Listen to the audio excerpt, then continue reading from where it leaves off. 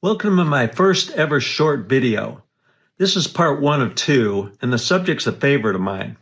When did dogs start loving us? The videos are based on a Facebook post that came out recently on my author Neil Bakoven site, which I think you'd like. Check it out if you haven't already.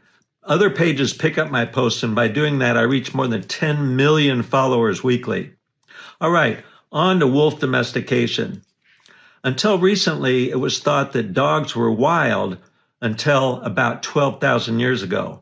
But DNA was published in 1997 that indicated that dogs evolved from the gray wolf about 130,000 years ago.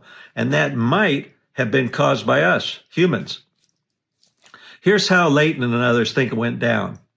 Because humans can't safely digest huge amounts of protein, hunters likely left carcasses and scraps so wolves who can handle great volumes of protein, they began following our hunting parties around, and that gradually led to more familiarity and then ultimately to some of them being domesticated.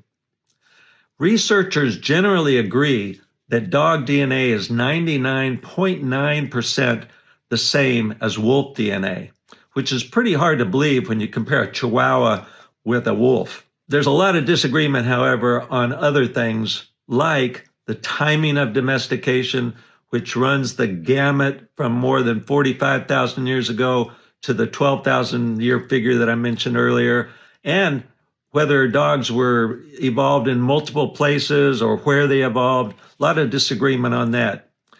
The oldest dog fossil is the Bon Oberkassel dog, which dates to 14,000 years. But fossil canines with dog-like features, like the one from Goyer Cave in Belgium, date back to 32,000 years.